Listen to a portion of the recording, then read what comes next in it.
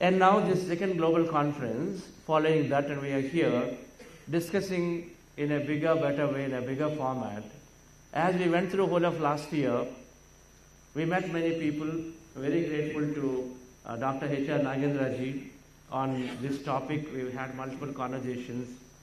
We had conversations into some of the government officials, and then we had conversations with the AIMS and many of them. So All India Medical Sciences and many of them. So finally, the thing that came through is that evidence is very, very important. Ideology is there, but evidence is important. And so then we said this conference must have not only practicality, but also bring in some evidence into it. And so this conference it has talks from masters like Raji, but at the same time we have research that is demonstrating that, yes, scientifically it is demonstrated that meditation has a lot of benefits. So my journey into meditation started in Namaste for Fiji. I met him back in 1990. He's an amazing master, Jani master, an incredible amount of energy, but an incredible amount of wisdom. And he's the most rarest master, just always walked barefoot. And then he was very compassionate to give this meditation to every person on the planet. So the first thing he started is to start teaching it to every person in villages of Andhra Pradesh. In his lifetime, he traveled easily 60,000 villages, giving this meditation to every farmer, every person, every village. 90% of his life was on the roads and going to village to village. If you go into Andhra Pradesh, Telangana, and then rural Karnataka, rural Tamil Nadu, you will find many meditators. Now you wonder, meditation is only an intellectual process and only for certain people. Not at all. That's what Patricia demonstrated. There are people at different levels of evolution. Those who are in the body will move up to the mind. Those who are in the mind will move up to the intellect. Those who move at the intellect level will move up to the soul level. So meditation helps everybody at different levels. While we understand that meditation is for self-realization, is for moksha and all of that, those are big words, but meditation is very, very practical. Patricia gave a message this morning saying that change and growth are fundamental, and then meditation brings that change. People in the body level move up to mind level, that means your experiences are many. But the people in the mind will move up to intellect level, so that means your experiences are even more many. You're no longer looking for benefit in yourself, but you also look for everybody else. And so Patriji's, the entire wisdom was very, very touching to me. When I first met him, he said, even though I was there in the United States working around patents, that is the moment first time I met him, just a few seconds, because, words are the effect of the mind. And so the moment I asked him a question, he said, you don't know anything as compared to this small boy. You think you know a lot, but you don't know anything compared to a small boy. So learn from him. That boy was meditating. And of course, I didn't know about it. So then it took me some time to understand what this is, and then I experimented, and finally I came to the conclusion that meditation is very, very holistic. One of the biggest myths is that meditation is only for well-being, is for peace of mind. The general sense is, meditation is for peace of mind. Now I am young, and so why do I need meditation? Right. It's only at the time of retirement, okay, you got a lot of time on your hands, so you do meditation. But the thing, dear friends, is that even though I thought I was very successful in my career there that time, but meditation is very, very holistic and helps me in many aspects. We call them 5 quotients. Physical quotient, that means physical vitality, body health, energy. Illnesses from headache to cancer, everything is getting healed, and then we have thousands of cases of people coming to meditation, they heal. And one of the things for me was I used to have a chronic backache, and then when the backache came, then I would lie down for 6 to 8 days. Then I would go, that's what I wanted to avoid surgery. This backache, over a period of time, it disappeared, and today I wonder, did I ever have a backache? And there is another condition I had an ear control condition, which was medical expert told there is no cure for it, it's a lifelong condition because your nasal inhalation does not happen properly. And so every time I took a flight, my ears would get blocked and I would get unblocked when I come down. And so they said, you take these tablets and the nasal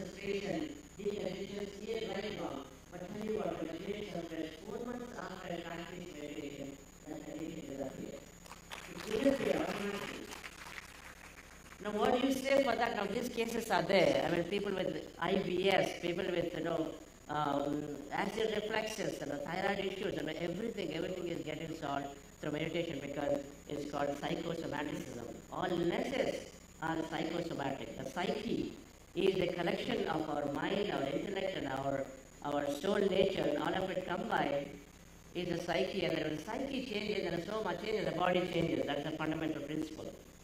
It has to be practiced and experienced. And then meditation increases tremendous amount of intelligence, IQ. There is so much of research now, and then some of the slides will show. But then IQ increases, so that means we become growth-minded.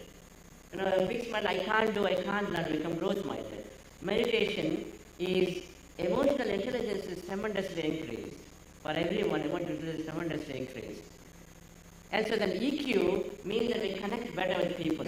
Then another important dimension that many people do not know is the growth aspect that Padre is talking about, that meditation is helping to people manifest. Very, very popular in our program is that everyone has experience, they want to seek experiences. So manifestation increases the power of our mind and power of our inner power. And meditation increases those of both of them, so whatever you think, you attract. The concept that when I came into meditation is that our thoughts create things, thoughts attract experience into your life. I never believed it. I was having people who are not really cooperating with me at my workplace, and then bosses are biased. Then relatives would say something and I always thought it's because of them this disturbance is there. But then later I realized that meditation changed my mindset and recognized that it is through our thought we change the environment. How many people experience that? Through your thought you change the environment. That's great. Thoughts fundamentally create reality. Ya mati sa gatir pave. Means that as is your buddhi, that is collection of thought and feeling, or your personality that drives your personal reality around your experiences is the fundamentally the MQ quotient or manifestation quotient we call it. With manifestation quotient, people move away from scarcity to a new consciousness called abundance. That means everything is possible. Everything is possible. Now there is sufficient amount of quantum physics theories are there to support this experiment, but most importantly we must practice to know it. Right? And the last thing they friends, but the least is SQ. I say meditation holistic because it is healing all 5 bodies. Now these can be mapped to the Panchakoshas. It's not only physical body. Dr. H.R. Nathan is talking about, in many, many dimensions, meditation is helping. But most important, there are many of us, we achieve many things, and then, money is there, maybe, the good family is there, positions are there, everything is done, but the life is somewhere, something is missing. You say, where am I going? Socrates said, an unexamined life is not worth living. And so then this question will come to each and every one of us at some point. And so then, what is my purpose? Okay, is it all about producing kids and then having positions and then getting something and then retiring? Is that where the life is? Something more. And that purpose is fundamentally understood. It's called spiritual quotient. So every moment is deeply satisfying. That's what meditation did to me personally. And then I moved on to Dr. R.V. Ramani, he is our mentor, and then great inspiration to us in what he has been doing, his purpose. He came out as a medical doctor and then been doing Shankrai Foundation. Amazing. If you go to their Shankrai Foundation, they're not hospitals, they are like temples. That energy is there. That's how the entire staff works. And so amazing. So thank you, sir. That's the purpose. We all align to a purpose. So then you don't look back. And so, dear friends, meditation is more holistic. It is not just physical body or just a piece of mind and wellness. Everything is there through meditation. All 5 quotients can be deeply, deeply experienced when you meditate. Then, so with this meditation, I came in and I was given the opportunity at Pyramid Valley International. It's a big international meditation center, beautiful pyramid out there in Bangalore. This Patri's vision and dream that everywhere pyramids must come up. We have a talk later by Alexia about pyramid energy. They are free energy devices. Meditation in a pyramid is an order of magnitude powerful because there is so much energy that is there, channelized, and then it's a very, very scientifically proven. So much research in the Eastern countries and Russia and all of these Eastern European countries and now West also. A lot of research is there about pyramid energy. And then Patrizi discovered this energy and then he utilized it for meditation purposes. Beautifully utilized for meditation purposes, and so many pyramid meditation centers are built. I had the opportunity to be part of this center. Positive energy flow in pyramid facilitates deep focus and aids meditation. And so this Pyramid Valley Meditation Center is where I met Padmashri, we are Karthikeyan sir, so thank you. This conference we are doing only because of sir's all might and effort. He was the greatest ambassador for all spiritual movements, and the Patrizi has been a great friend. And then we started this conference facilities last year and doing it, and every regional conference Karthikeyan sir took time to attend and then gave his answers. Thank you very much, sir. So with this, dear friends, and a lot of time and effort for me in Pyramid Valley International, building that center up, it gives great joy when I do meditation service, because meditation helps to move into a service-minded person. By default, we become very service-minded, helping in nature. But there is a scientific understanding to it. With this understanding, so the purpose that all came to me too, and then Patrizi at some point around 2015 said, Chandra, I must take meditation to the leadership. Leadership has a lot of resources, and so if they are convinced, and of course then it can go into everyone very quickly. And so that's how Buddha Seva Quantum Foundation gave this name, be a Buddha inside, and then be a very successfully experienced life outside as a CEO. It's a symbolic. Buddha CEO means being able to be the best CEO possible by having that inner strength and inner enlightened state inside. So we started Buddha Seva Quantum Foundation with a goal to introduce meditation, bring out the scientific nature of meditation to every leader, and so that the organization communities can really benefit, and the meditation can be rolled in everywhere. So meditation is then scientific, and it trains the mind. There are two aspects to the mind. The restless mind is, jumping. There are any number of thoughts. We are worried constantly. What will happen to me? Can I speak in this meeting? There's big delivery coming up. I'm not able to deliver. So maybe there is a challenge. So can I tell, not tell? Always worry. What will happen to my child? They're not getting good marks. So there is constantly the thoughts are there of the past or the future. It's called restless mind. And the restless mind, do you imagine that there are daily 50,000 thoughts, 85% negative. 85% negative, that's research. So if the thoughts are jumping and the negative thoughts are there constantly, then you're attracting negative reality constantly. Then there is a second element of the meditation, is a limiting mind, which is completely limited, is beliefs and perceptions. Just like that elephant which is tied to a small peg and it can easily release itself, but it doesn't. Because it's trained from the beginning that it is tied to a rope that it cannot free itself, because it just picks up in its mind. Even the elephant can easily release itself. It's called limitation. I can't do this. I can't do that. My education is not that great, and so I cannot get into this. Everything is a limitation. We get limited. We keep forming limitations all the time because the environment is like that. There is a research by Harvard. They have done this, and they took senior citizens and kept them in a resort for 1 week. The resort was decorated to be 20 years back in time. When they did this experiment, 20 years back in time was the 1970s, when the experiment was done in 1990s.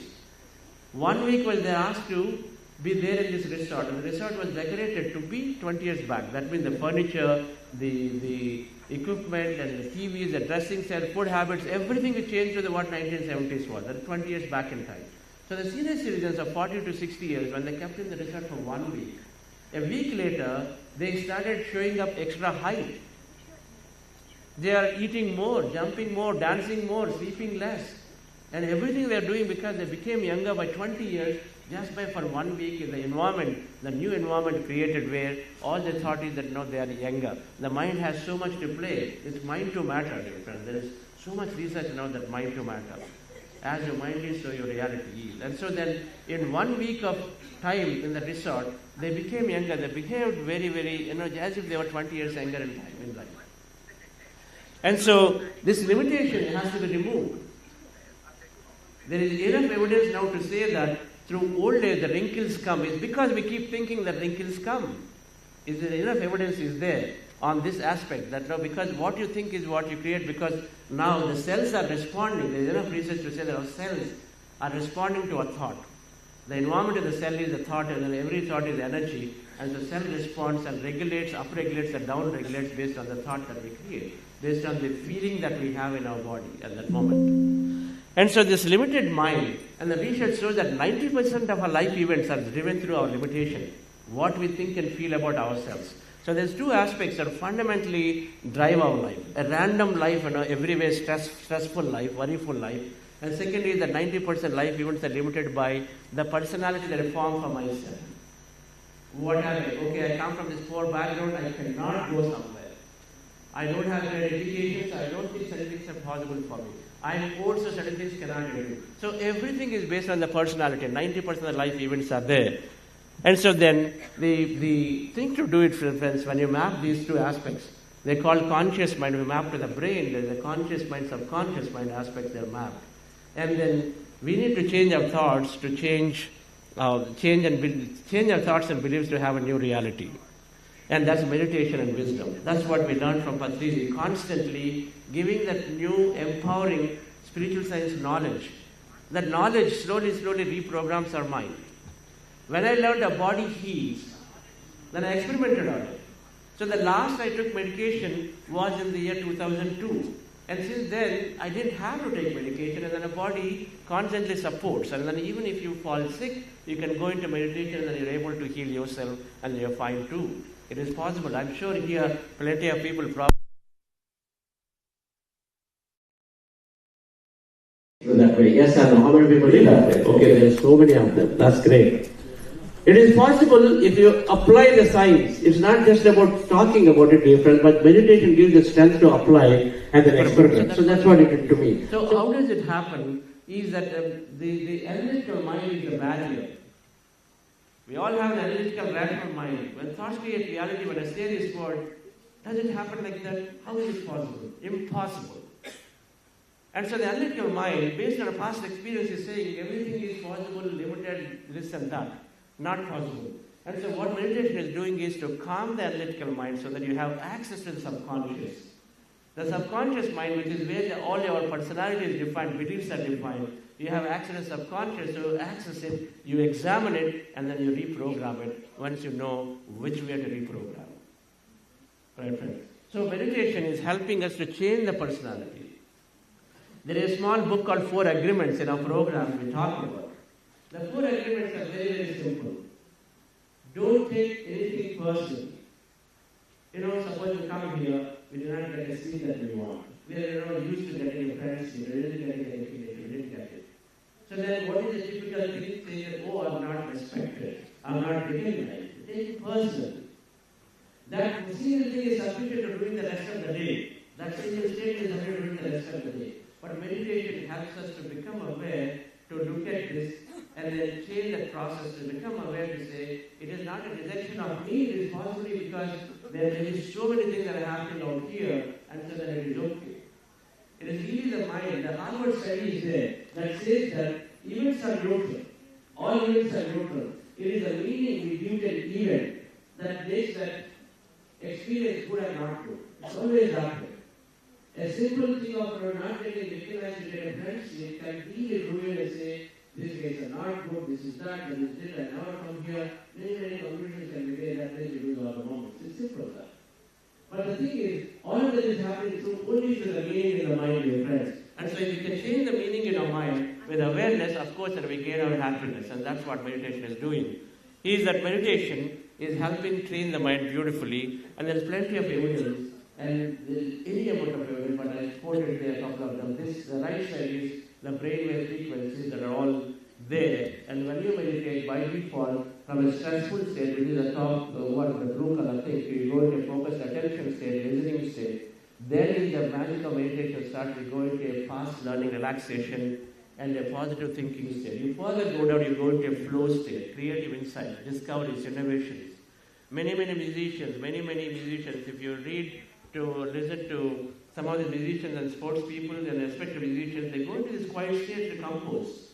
Because innovation happens in the theta state. Meditation is moving us all of it into all these states very, very quickly. And then the left side is this study about how meditation is increasing our neocortex, all this, every part of the brain is fundamentally is thickening and thickening and thickening. They check the gray matter, it's called the neurons in the brain are fundamentally they're quite a bit increased for meditators, long-term meditators. And the neurons are increased, and our brain has so many areas and capabilities. The capabilities of the brain are increased, the mental abilities are increased. The concentration power, the reading power, the learning power, creative power, thought power. There are so many powers that everything gets increased through meditation because fundamentally all the brain areas are getting increased. The neural thickness is increasing, neurons increase, the glue increases called neuropeptides, all of that increase.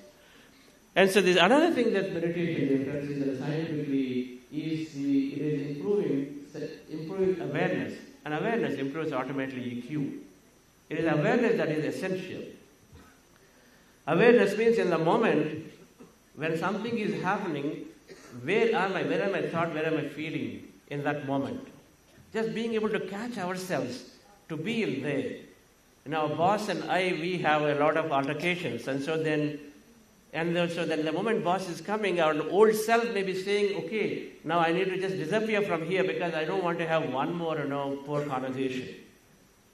But then with meditation, now you're no longer doing the old behavior to run away, because maybe this time your boss may be bringing a great news for you, but you go away from it. And so meditation brings that awareness to say, I have a new way to tackle this. I can be calm, I can be very respectful, I can see what it is before I respond. And so then meditation brings that awareness so that we have the opportunity to respond rather than react.